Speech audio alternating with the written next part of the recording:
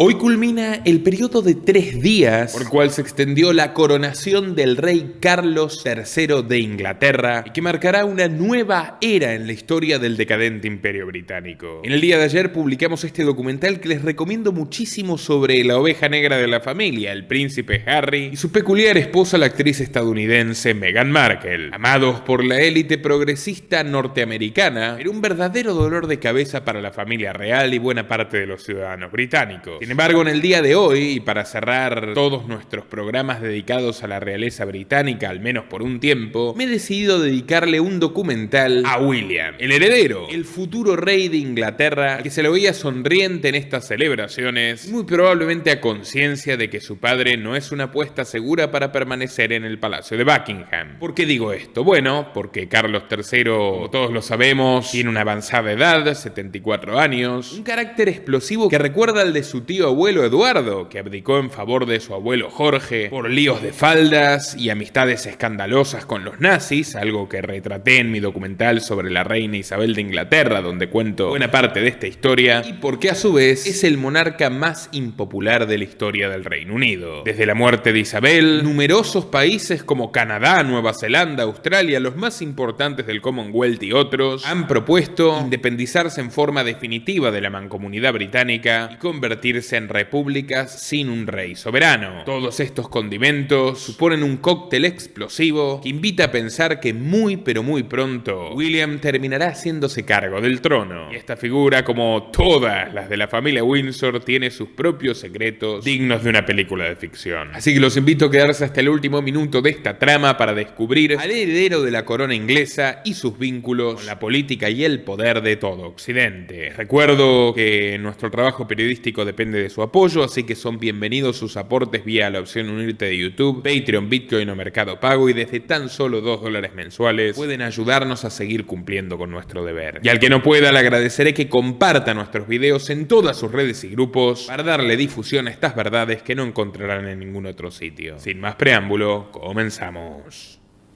Suscríbete a nuestro canal cliqueando en el botón rojo y en la campanita de activar todas las notificaciones para no perderte ninguno de nuestros programas e investigaciones exclusivas.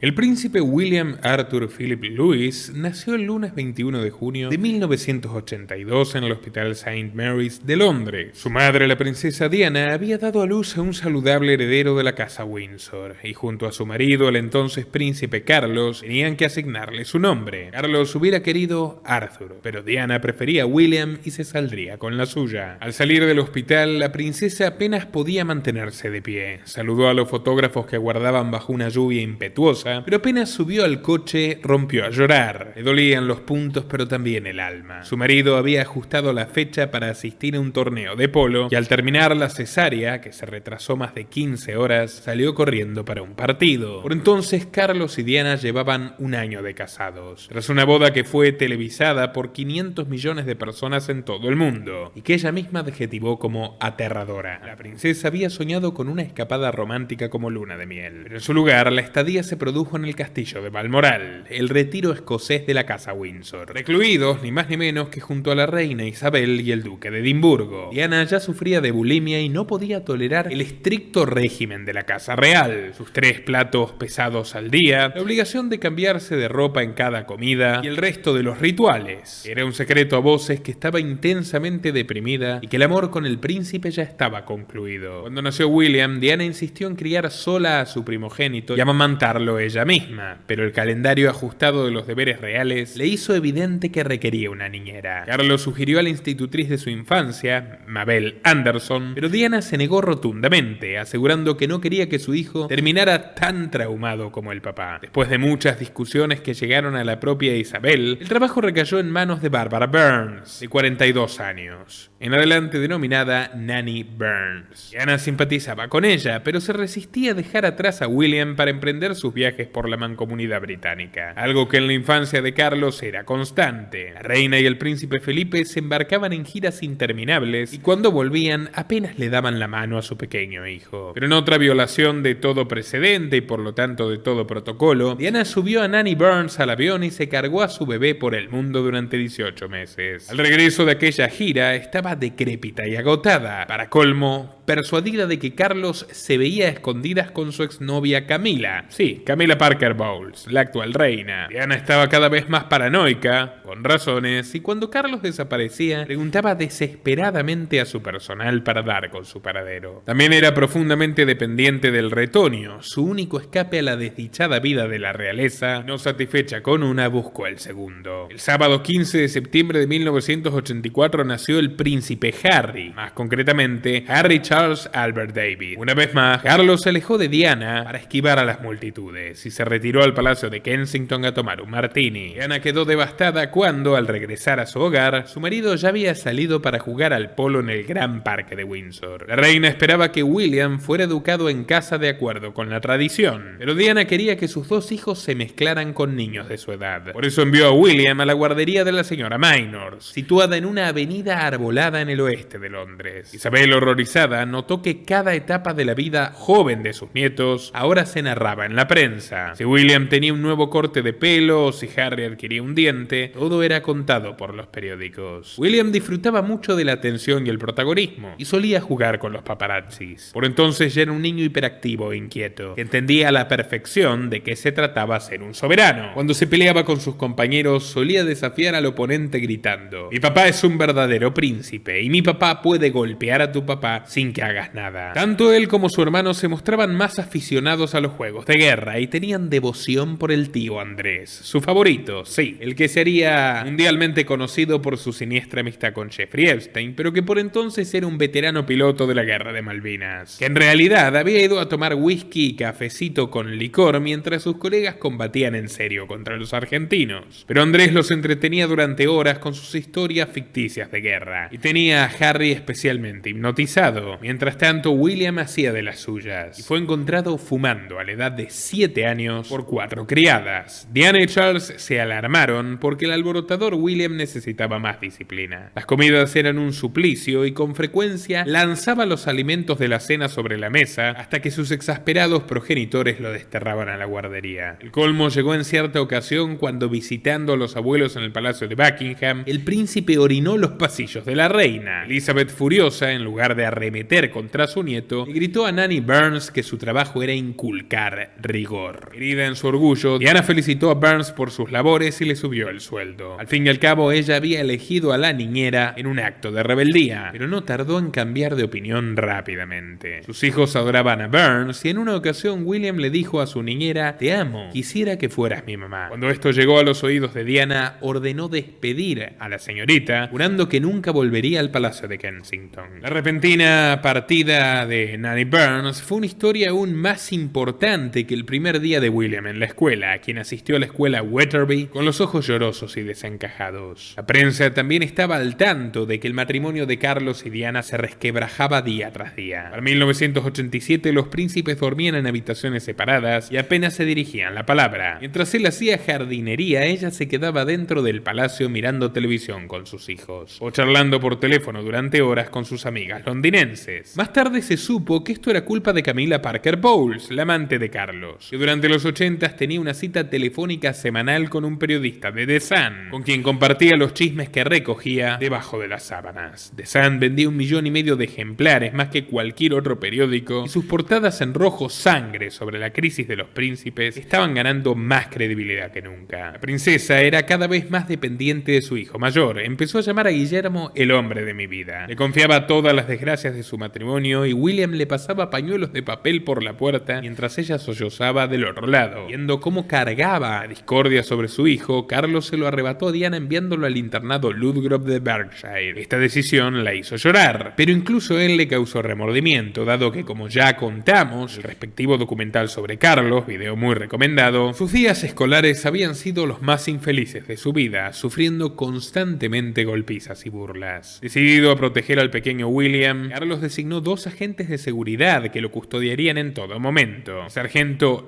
Craig Spinney, un ex infante de marina, y Graham Cracker. Vivían en un alojamiento privado en los terrenos de la escuela y tenían órdenes precisas de intervenir cada vez que su hijo sufriese maltratos del personal escolar o de sus compañeros. Pero Guillermo estuvo muy lejos de tener la experiencia traumática de sus padres. Los detectives privados alrededor lo hicieron inmediatamente popular entre sus compañeros, que lo reverenciaban como lo que era el futuro rey. Tanto Diana como Carlos quedaron sorprendidos con lo bien que se instaló William en Ludgrove. Estaba entre los mejores promedios y fue capitán de los equipos de rugby Hawker. Pero cuando su crisis matrimonial se agravó, Carlos le exigió a la escuela que adaptaran las normas para proteger al niño. Se le prohibió a William ingresar a la biblioteca y la televisión fue restringida y supervisada. A pesar de tomarse esas molestias, Carlos repetía con su primogénito el trato distante que habían tenido sus padres con él. Pero Diana no quería hacer que su hijo solo aprendiera de ella a estrechar manos. Quería que William y Harry conocieran por sí mismos la realidad de la pobreza y los llevaba a hospicios y refugios de indigentes en Londres. Aunque a las salidas se iban a parques de diversiones, restaurantes o tiendas de videojuegos. Diana creía en la libertad de sus hijos y a menudo deambulaban solos por los terrenos de Highgrove. Una de sus actividades favoritas era hacer sus necesidades, sí, defecar, desde el techo hacia un pajar. Carlos los pilló más de una vez, pero era incapaz de mostrarse demasiado enfadado y con hastío y desdén prefería delegar los castigos a los guardaespaldas. En una ocasión llegó a autorizar a uno, de nombre Arnold, a que golpee brutalmente a William para darle una lección. La princesa, por su parte, para estimular el enfrentamiento con su padre, los animó a hacer una carrera de kartings en los inmaculados terrenos de la residencia, y en cuestión de minutos habían destrozado todo el jardín. Pero a medida que se hacía más grande, la personalidad de William se fue oscureciendo. Entre los hermanos se hizo patente que solo uno era el heredero, y su complicidad infantil no tardó en fracturarse. En cierta ocasión, los chicos eran conducidos a Highgrove, la casa que su padre había elegido convenientemente a escasos kilómetros de la residencia de Camila. William y Harry discutían en el asiento trasero cuando este último estalló de repente. «Tú serás rey, yo no, así que puedo hacer lo que se me dé la gana». Harry parecía deleitarse con la libertad que sabía que William nunca tendría y con el tiempo empezó a superarlo en las travesuras. William, irritado por ese espacio propio que Harry podía gozar,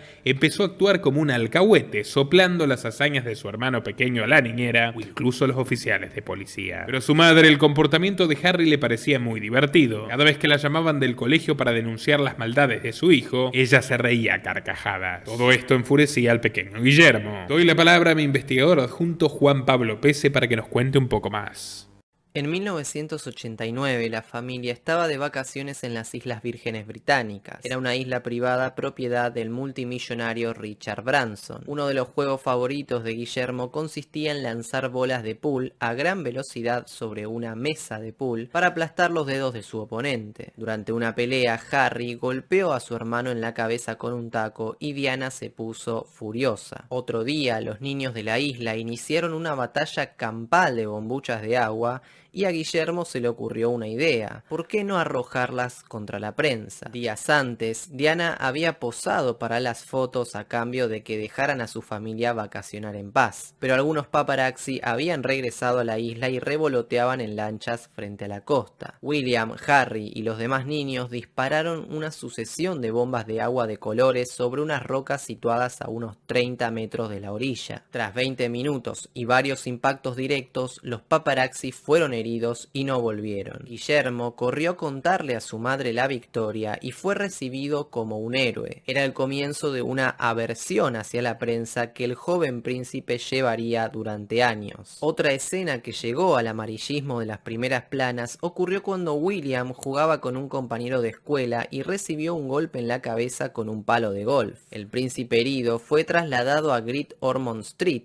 para que un especialista en cerebro pudiera examinarlo. Mientras Carlos, que había conducido de Highgrove a Reading, lo seguía en un convoy, Diana estaba sentada en la ambulancia con su hijo de la mano. En Great Ormond Street le diagnosticaron una fractura de cráneo y se sometió a una operación de 70 minutos que le dejó 24 puntos. Carlos y Diana esperaron en el hospital, pero cuando se les informó que la operación había sido un éxito, el padre se dirigió rápidamente rápidamente a la Royal Opera House para un compromiso oficial. Diana estaba acostumbrada a esos desplantes, pero la prensa se volvió contra el príncipe. ¿Qué tipo de papá eres?, preguntó The Sun en su portada. El 24 de agosto de 1992, las conversaciones grabadas de Diana con su amigo James Gilby llegaron a los periódicos en un vergonzoso episodio apodado Squidgy Gate. Poco después salió el libro Diana, su verdadera historia, con información que ella misma había facilitado. La reina más tarde se referiría a 1992 como su Annus Horribilis. Estaba furiosa por la vergüenza y el daño que causó el libro. Para colmo de males, en noviembre el castillo de Windsor se incendió y en Navidad dio su permiso para que Charles y Diana se separaran. Cuando William se enteró de que su madre sería despojada de su título real, la abrazó y exclamó: "No te preocupes, te lo devolveré algún día, cuando sea rey". Pero el acoso emocional de su madre acabó por cansarlo. Cuando regresó al colegio, ella le llamaba todos los días, llorando histéricamente en línea. Llegó a confesarle a la hija de una corresponsal del Daily Mail, Belle Mooney, que sentía vergüenza de su madre.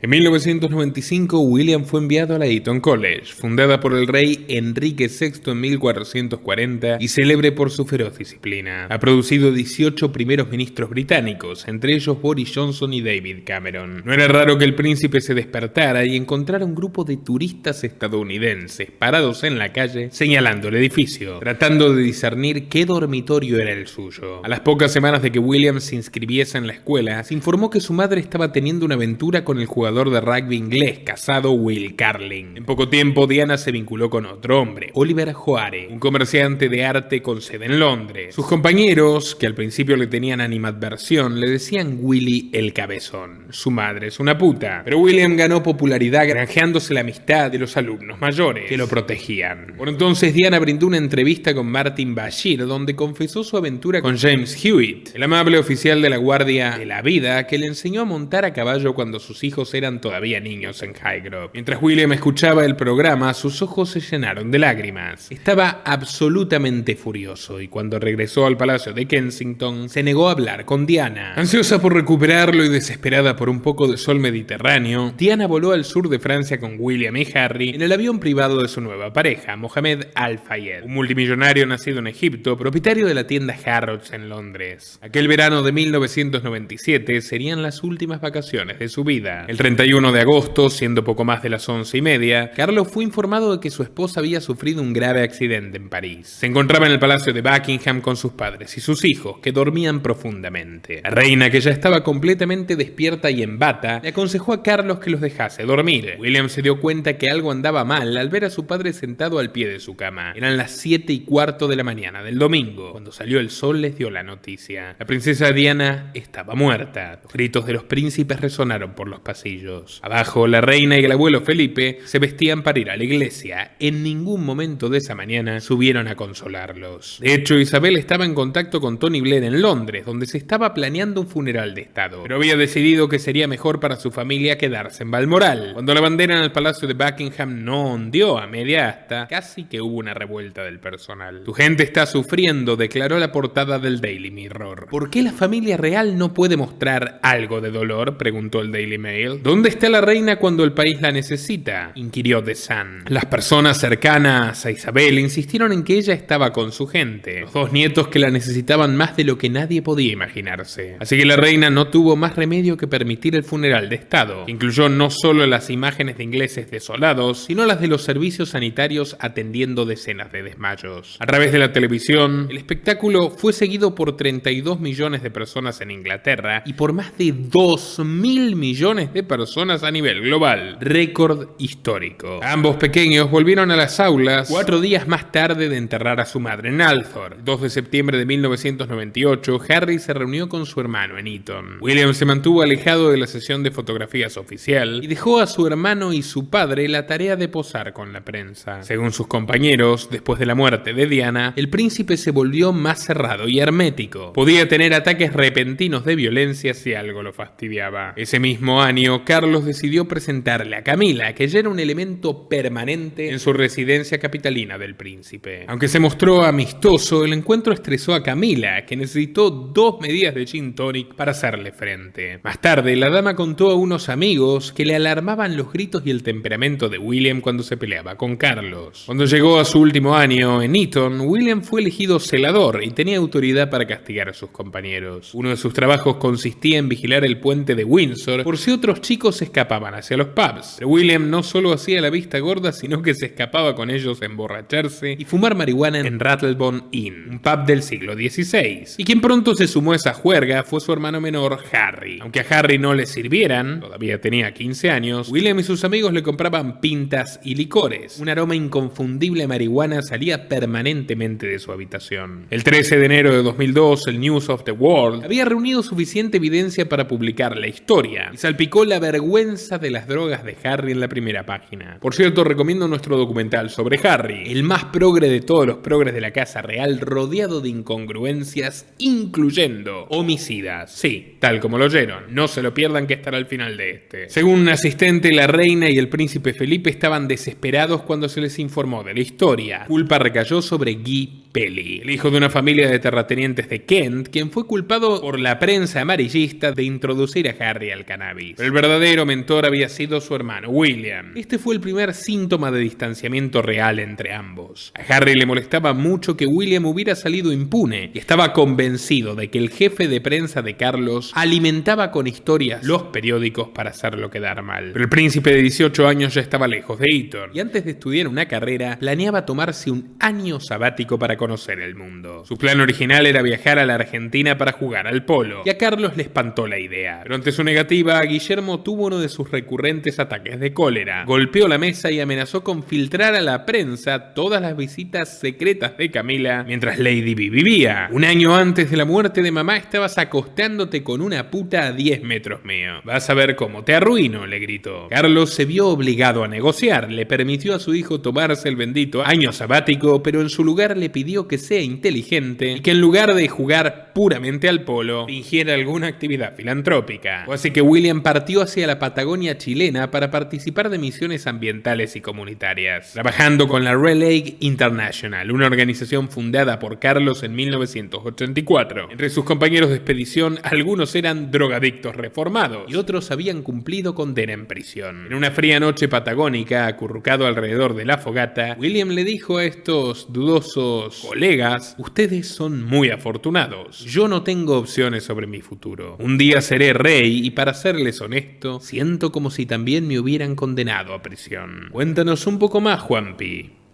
De inmediato, los medios sugirieron que Eduardo había traicionado las directivas de la realeza. Renuente a involucrarse en la política familiar, William pronto se olvidó de la vergonzosa debacle y se dispuso a hacer amigos. Mientras bajaba las escaleras con sus carpetas en las manos, William a menudo se topaba con la misma chica morena que también estaba en su curso. Su nombre era Kate Middleton. Era tímida y más callada que las otras chicas, pero William no estaba convencido a dar el paso. Creía que su posición le haría disfrutar de muchas mujeres y no quería cerrarse a una sola. Pero la verdad era que se estaba ganando la reputación de ser distante e incluso un poco aburrido. Las muchachas, que gastaron miles de dólares con la esperanza de encontrar al príncipe, se sintieron rápidamente decepcionadas. William odiaba la universidad, no tenía interés en su curso y encontraba insoportable la carga de trabajo que demandaba. La reina y el duque de Edimburgo lo juzgaban minuciosamente. Él tiene que esforzarse y no acobardarse, fue la respuesta tajante de Philip. La familia real disfrutaba de estrechos lazos con Escocia, y que el príncipe saliera corriendo de ahí era terrible para su imagen entre los escoceses. Una vez más, le obligaron a permanecer en St. Andrews, pero en lugar de historia del arte, el príncipe se cambió a geografía. En la noche del 27 de marzo de 2002, Kate Middleton desfiló por por la pasarela del campus con ropa interior y un vestido transparente. William estaba deslumbrado y le dijo a sus amigos: un rey tiene derecho a comerse ese manjar. En la fiesta que siguió al desfile de modas, el príncipe fue al frente. Mientras chocaban las copas para brindar por el éxito de Kate, William se inclinó para besarla, pero Kate le corrió la cara, completamente atónita. En ese momento, ella estaba saliendo con Rupert Finch, un estudiante de cuarto año, pero a William no parecía importarle. La habitación estaba llena de gente y el príncipe quedó en ridículo. Su orgullo estaba tan herido que no se atrevió a encarar otras mujeres por meses, pero quería insistir, demostrar que el soberano podía obtener lo que quería. Esta vez lo hizo con mayor inteligencia. Al comienzo de su segundo año, en septiembre de 2002, William se mudó a una casa inteligente en el centro de la ciudad. Una de sus condiciones para quedarse era que se le permitiera salir de los pasillos después de su primer año y compartir un apartamento con sus amigos. Allí invitó a vivir a Kate y otras chicas, y al cabo de meses ya la había conquistado. ¿No les parece que la chica cambió de opinión demasiado pronto? Bueno, ya verán por qué. El caso es que en 2003 iniciaron secretamente una relación, algo que pudieron mantener hasta abril de 2004, cuando los fotografiaron esquiando juntos en una montaña escocesa. La toma de William mirando con amor a Kate se publicó en el periódico The Sun bajo el titular "Finalmente Wills consigue una chica". El palacio estaba furioso y acusó al diario de violar el embargo que protegía al príncipe William, pero el periódico había decidido que era una primicia demasiado buena como para rechazarla. Es un buen momento para conocer un poco mejor a la futura reina consorte de Reino Unido. Catherine Elizabeth Middleton nació el 9 de enero de 1982 en Reading. Su madre, Carol Goldsmith, provenía de un entorno de clase trabajadora y se convirtió en azafata de British Airways en la década de 1970. Fue mientras trabajaba para la aerolínea que conoció a Michael Middleton, un despachador de vuelos con relaciones muy cercanas al trono británico. Su padre, abuelo de Kate Middleton, fue piloto junto al príncipe Philip durante un tour en Sudamérica en 1962. La pareja se casó en 1980 y se establecieron en Amán, Jordania, hasta 1986, donde Michael trabajaba para British Airways. Catalina asistió a una guardería inglesa y la criaron con un profundo desprecio hacia la población local. Ya en Inglaterra, en 1987,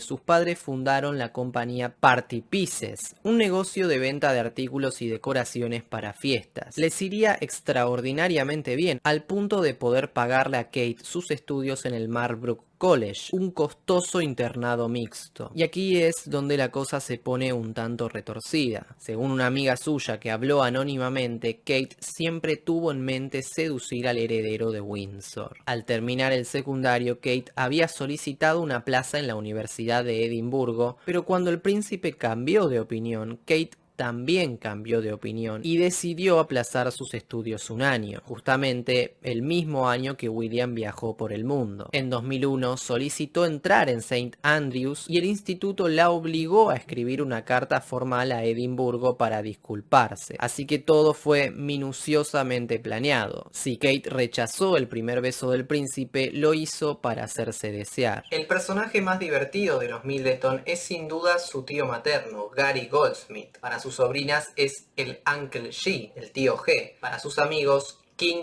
of Fun, rey de la diversión. Con semejante apodo ya podemos imaginar los dolores de cabeza que le trajo a la realeza en adelante. Gary es un empresario inmobiliario que se hizo millonario en 2005 tras la venta de su empresa Computer Futures por 275 millones de libras. Con ese dinero adquirió una mansión en Ibiza, que pronto pasó a ser conocida entre los isleños como la mansión de Bang Bang. En 2006, William se graduó con honores de la Universidad de St. Andrews y para celebrarlo el tío G lo invitó a pasar unas locas vacaciones en Ibiza con Kate. El viaje se mantuvo inicialmente en secreto, pero Gary, que es de lengua floja, lo reveló años más tarde en la revista Hello. Allí describió esas vacaciones como uno de los días más idílicos del príncipe. William se llevó la experiencia completa de Ibiza, desde baños de lodo hasta fiestas alocadas en la discoteca Pacha o aprender a mezclar música. Y ustedes preguntarán ¿Qué tiene eso de malo? Bueno, pues que la mansión de Bang Bang ya era conocida como un antro del pecado. En el año 2009, un reportero de News of the World, armado con una cámara oculta, se coló en una de las fiestas de Gary Goldsmith y le grabó cortando cocaína y repartiéndola entre los presentes. También se lo pudo observar hablando mal de la monarquía con prostitutas de primer nivel y fanfarroneando sobre su espléndida relación con el heredero. Ya entendemos por qué el príncipe quiso mantener su viaje en secreto. Cuestión que al salir de la universidad, el destino de William volvería a decidirse en el Palacio de Buckingham. Y por orden expresa de la reina, se le encomendó una carrera militar. Inspirado por su tío Andrés, el príncipe eligió la Royal Air Force, RAF, donde comenzó su entrenamiento como piloto de búsqueda y rescate. Pero sus abuelos no quedaron satisfechos, les pareció un área demasiado altruista y poco vigorosa. En otras palabras, William estaba rehuyendo a sus obligaciones militares, algo imperdonable para un futuro rey. Según narra el libro Battle of Brothers de Robert Lacy, William tuvo que completar una serie de pruebas psicológicas especialmente diseñadas para él, lo que incluyó pilotear en medio de peligrosas tormentas y sobrevivir en la naturaleza bajo condiciones extremas. William sobrevivió a las pruebas especiales y en 2008 obtuvo su licencia de piloto tras un cursillo acelerado de apenas 4 meses, cuando la formación habitual dura 4 años. Pero su carrera militar estuvo lejos del calor de las batallas que conocieron su tío Andrés e incluso su hermano Harry, como les contamos en su documental. No, el mismo día que obtuvo su licencia, el heredero de Windsor se subió al helicóptero Chinook del ejército para asistir a la despedida de soltero de su primo Peter Phillips, hijo de la princesa Ana, que se celebró en la isla de Wight. En el viaje, que costó a los contribuyentes 18.750 euros,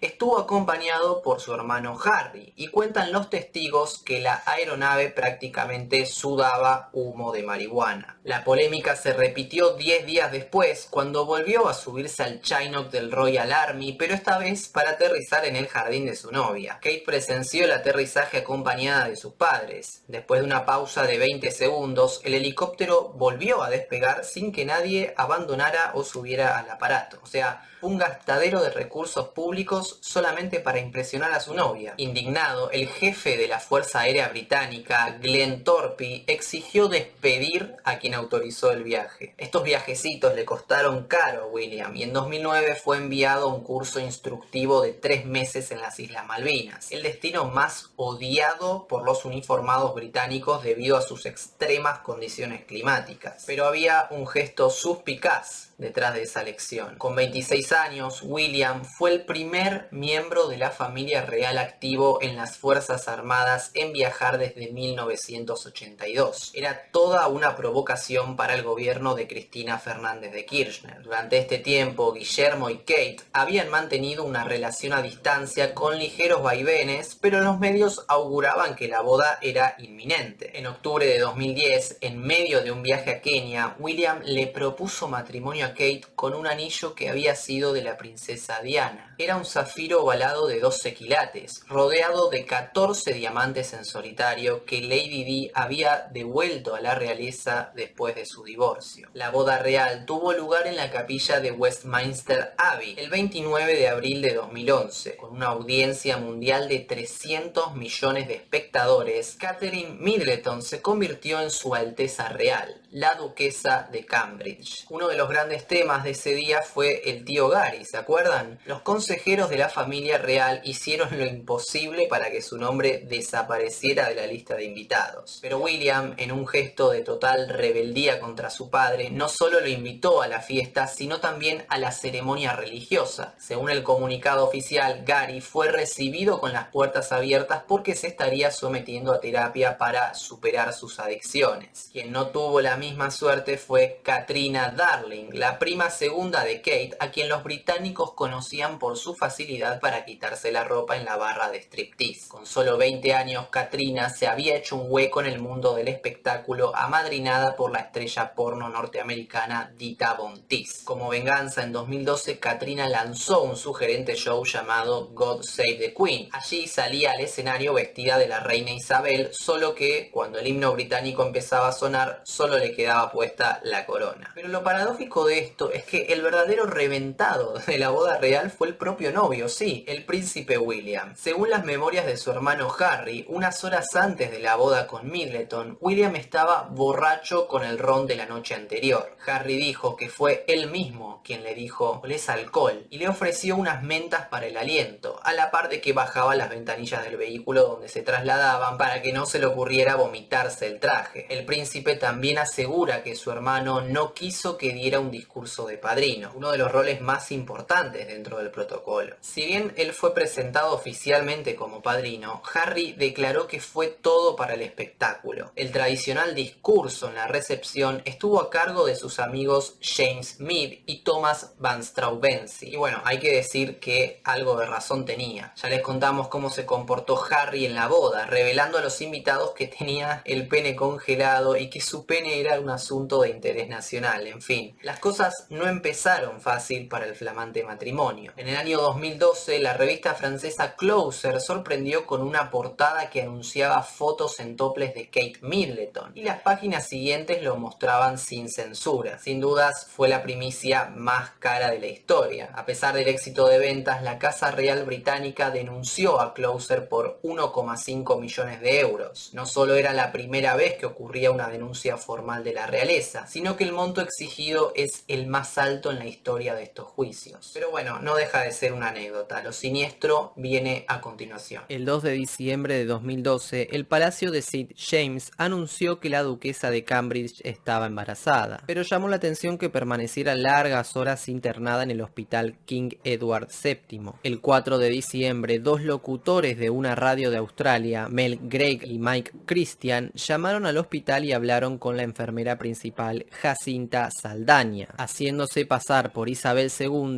Greig dijo: "Hola, ¿podría hablar con Kate, mi nieta?". Saldaña respondió: "Oh sí, espere, su majestad", y transfirió la llamada a la enfermera de la duquesa, quien pasó unos 2 minutos hablando con Greg y con Christian, que se hizo pasar por el príncipe de Gales. Así averiguaron que Kate sufría de hiperémesis gravídica, una enfermedad que produce náuseas y vómitos. Habría sido una broma muy divertida si no fuera porque 3 días después Saldaña fue hallada muerta por el personal de seguridad del hospital. Supuestamente se trató de un...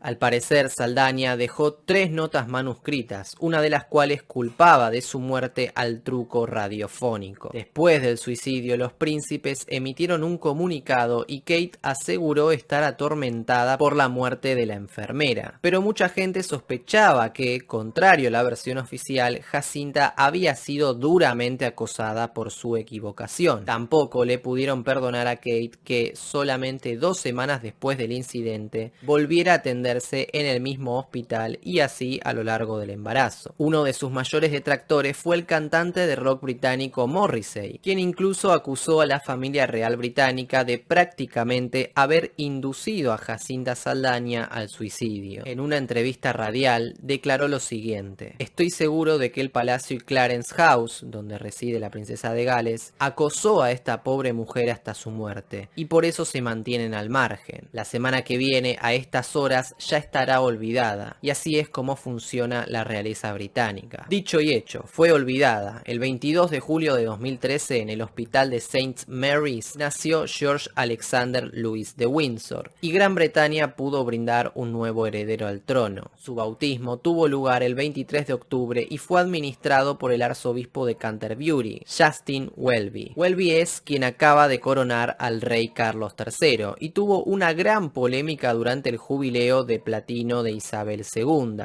cuando dijo que la sociedad británica tenía que perdonar al príncipe Andrés. Sí, al amigote de Jeffrey Epstein, acusado de abusar sexualmente de Virginia Giuffre, una de sus esclavas. En palabras del arzobispo Welby, Andrés estaba arrepentido, y cito textualmente: "Todo lo que rodea las relaciones sexuales del tipo que sean constituye un ámbito muy delicado, privado y personal". Pero bueno, Guillermito ya tenía 32 años, había estudiado una carrera, conseguido una princesa y engendrado un heredero para los Windsor. Sin embargo, de un día para el otro descubrió que ya no tenía nada para hacer, así que, siguiendo el ejemplo de su padre, empezó a robar con lo que viene robando la realeza británica hace décadas. En 2014, William lanzó United for Wildlife, una coalición formada por 7 organizaciones internacionales de conservación con el objetivo de combatir la caza ilegal y proteger la biodiversidad. Pero lo que puertas afuera se vendía como filantropía, puertas adentro era una lavada de cara a uno de los proyectos más mafiosos de la familia. Su abuelo, Felipe de Edimburgo, había fundado en 1961 la World Wildlife Forum for Nature, el Foro Mundial de la Naturaleza, una organización ecologista que asesinó, violó y torturó tribus de cazadores en África y la India. Desde entonces se ha expandido por todo el mundo, estableciendo oficinas de campo en más de 40 países, donde con el objetivo de, entre comillas, proteger el futuro de la naturaleza, han convertido a sus guardaparques en verdaderas fuerzas paramilitares. La organización les brinda salarios, formación y suministros, incluidos cuchillos, prismáticos de visión nocturna, material antidisturbios y porras.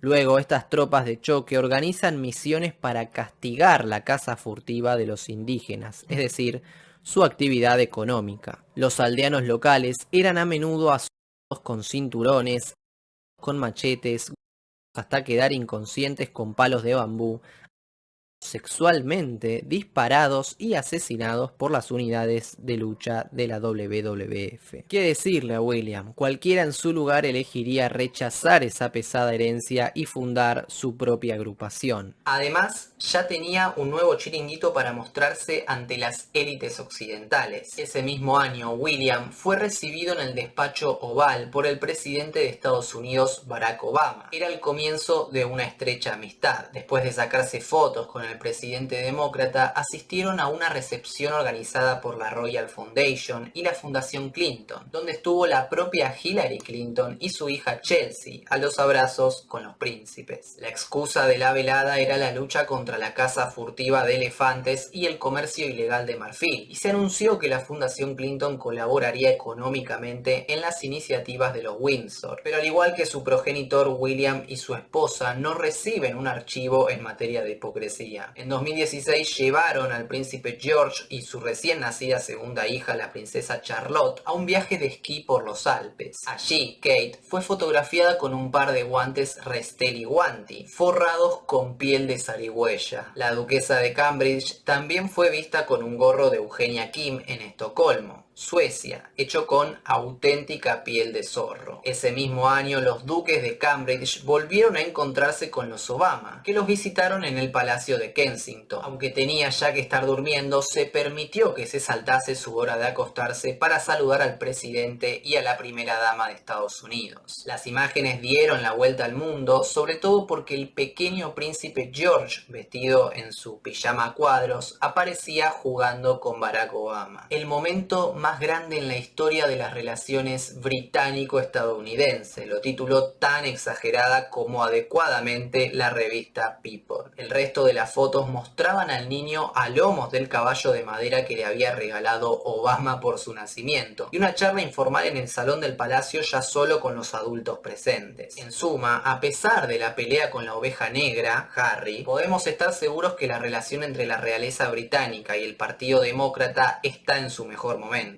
En 2017, el Palacio de Kensington anunció que Kate y William esperaban el tercer bebé de la familia, pero esta vez ya no hubo mucho entusiasmo. De hecho, hubo rabia y desencanto en el pueblo británico. Eso porque el gobierno acababa de aprobar un límite a los créditos fiscales por hijos, lo que significaba que las familias solo podían reclamar hasta 2.780 libras para sus 2 primeros hijos. Se podría argumentar que solo una desafortunada coincidencia que el anuncio de un tercer bebé real se produzca el mismo año en que el gobierno considera que los terceros bebés son un lujo que no todas las familias se han ganado, escribió Victoria Smith en un artículo de opinión en The Sun. Ya lo ven, solamente las élites son consideradas merecedoras del privilegio de la reproducción. El embarazo también fue señalado como una hipocresía de William, ya que días después denunció que el rápido crecimiento de la población humana en África África estaba sometiendo la vida salvaje de los animales a una enorme presión. Y los duques no fueron atacados solamente por la gente. También la reina presentó sus quejas cuando se enteró de que Kate mantendría sus relaciones públicas al mínimo durante su tercer embarazo, algo comprensible ya que estaba sufriendo nuevamente de hiperémesis gravídica. Pero su majestad, dura e implacable, advirtió que la futura reina consorte no debía faltar a sus obligaciones. Kate no daba pie con bola y mientras cursaba el embarazo volvió a quedar en el ojo de la tormenta mediática, esta vez por un viejo conocido, el tío Gary Goldsmith. En 2017, Gary reconoció ante un tribunal británico que había golpeado a su mujer, Julianne Goldsmith, durante una pelea en un taxi. El taxista que los llevaba contó que todo empezó cuando Julianne acusó a su marido de esnifar cocaína con sus colegas de negocios. Los dos estaban borrachos y él empezó a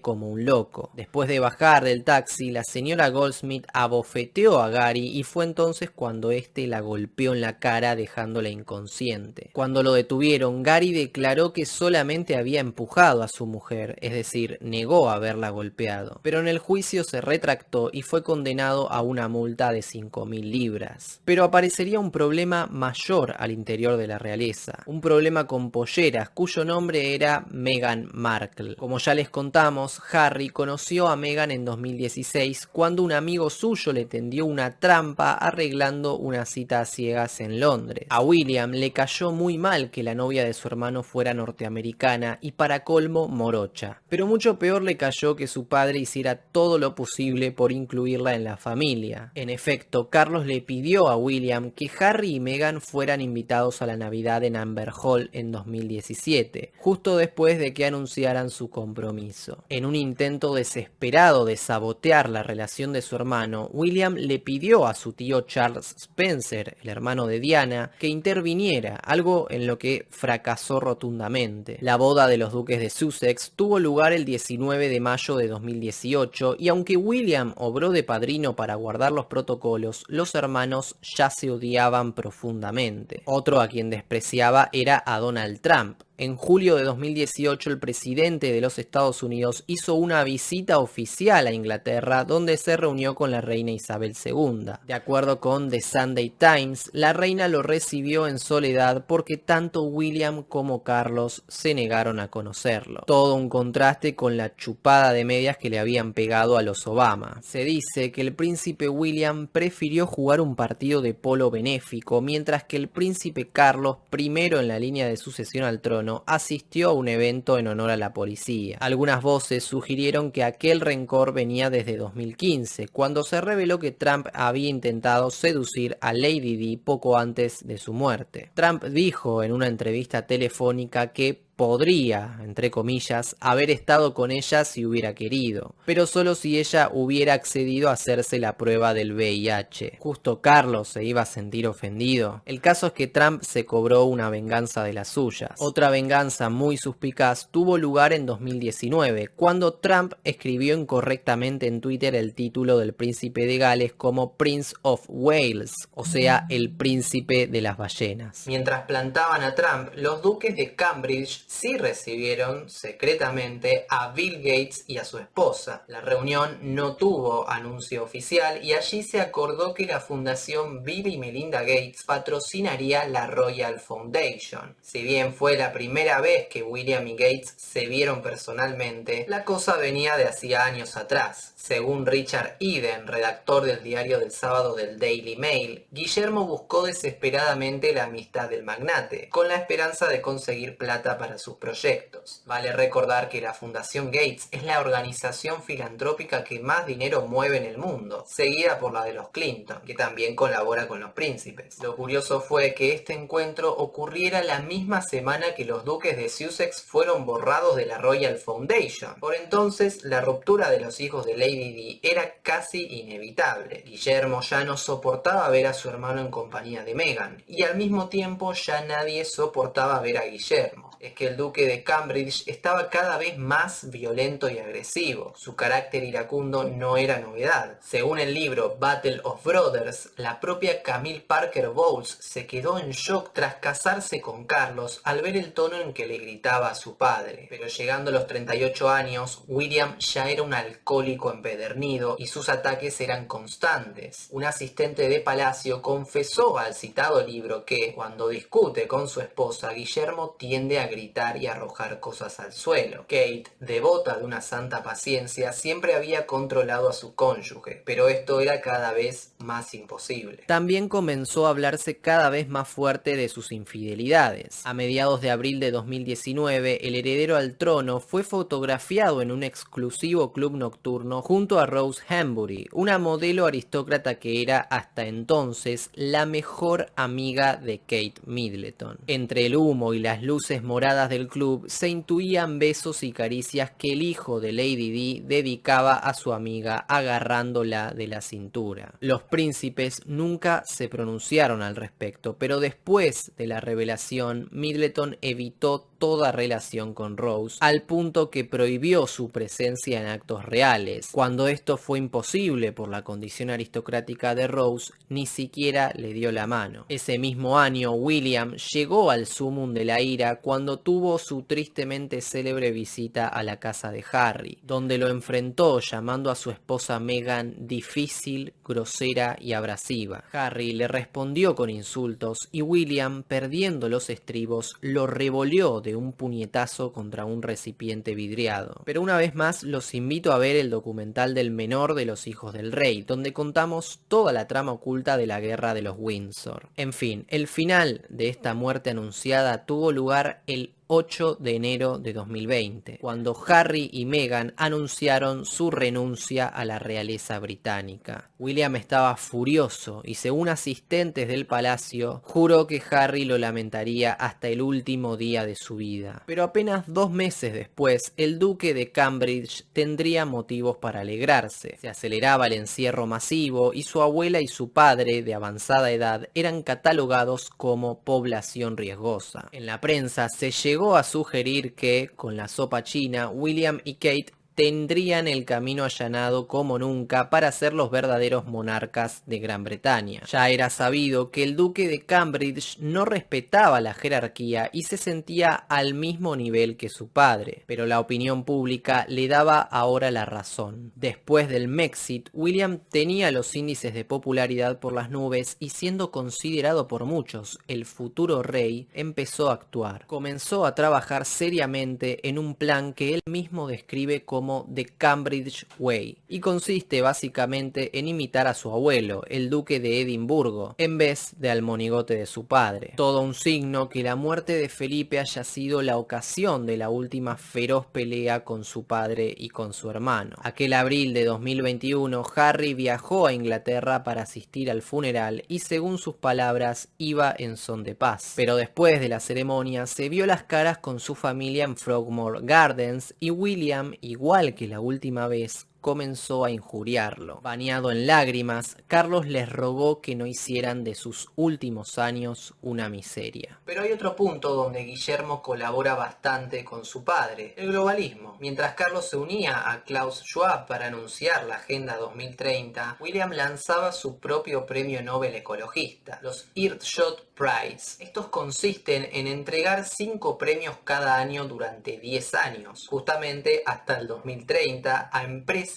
organizaciones, gobiernos, ciudades o países que propongan soluciones a la crisis climática. La primera premiación tuvo lugar en octubre de 2021 y en una gala televisada donde se prestaron artistas como Coldplay y Ed Sheeran. Por cierto, obtener el galardón es un gran negocio. Los ganadores son recompensados con 1 millón de libras, es decir, 1,4 millones de dólares o 1,2 millones de euros. ¿Y quién dona ese dinero? Bueno, la lista no sorprende en lo absoluto. Bezos Earth Fund, Bloomberg Philanthropies, Breakthrough Energy Foundation de Bill Gates, entre otros. El largo camino de William hacia la corona dio un gran paso el último 8 de septiembre. Después de 70 años de reinado, falleció Isabel II. Mientras se levantaba todo el circo de protocolos y ceremonias al que nos tienen acostumbrados los ingleses, muchos se preguntaban si en lugar de Carlos III no debía asumir el propio William. Con lágrimas de cocodrilo, el primogénito asistió al cortejo fúnebre en compañía de su esposa y sus 2 hijos mayores. Ya en su primera gira oficial como príncipes de Gales, Guillermo y Kate se embarcaron en una gira de 3 días por Estados Unidos. Asistieron a un partido de básquet y participaron en la celebración del premio Earthshot. Pero el viaje se vio eclipsado por el lanzamiento sorpresa de 2 trailers de la serie de Netflix de los duques de Sussex, Harry y Meghan. Pronto llegaron los tweets y los titulares que evaluaban lo que algunos verían como la última escaramuza en la guerra de los Windsor. En el episodio 5, Harry despotrica contra toda su familia, incluida la reina. Fue aterrador que mi hermano me gritara, que mi padre dijera cosas que no eran ciertas y que mi abuela se quedara callada y lo asimilara todo. No contento con ello, Harry volvió a atacar en enero de este año, cuando lanzó su libro En la sombra, contando muchas de las violentas escenas que hemos tratado aquí en su documental. Sin dudas, fue el golpe más duro de tragar para William. Su hermano lo hizo quedar como un violento, un alcohólico y un alcahuete de la institución. Una fuente dijo a US Weekly que Guillermo quedó absolutamente horrorizado por lo que Harry escribió sobre él y que ya ni siquiera lo reconoce como su hermano. Pero bueno, a pesar de estas diatribas farandulescas, los duques de Cambridge ya se ven como rey y reina de Gran Bretaña. ¿Y tienen con qué? En la reciente coronación de Carlos III, el pueblo británico no demostró mucho entusiasmo que digamos. Una tarde lluviosa, las calles de Londres estaban húmedas y desiertas, y en el emblemático saludo del balcón del Palacio de Buckingham, las cámaras no se atrevieron a enfocar al público porque casi no había. Los monárquicos ingleses no soportan a Carlos, ni hablar a la reina consorte, Camila, cuya coronación despertó la ira de los fanáticos de Lady Di, que no son pocos. De hecho, diarios del mundo ya empiezan a instalar a Kate, la futura reina consorte, diciendo que es la única que brilló en la triste coronación. En un gesto de total provocación a Camila, la princesa lució los mismos aretes de diamantes y perlas que solía usar Lady Di, ganándose el corazón de sus seguidores.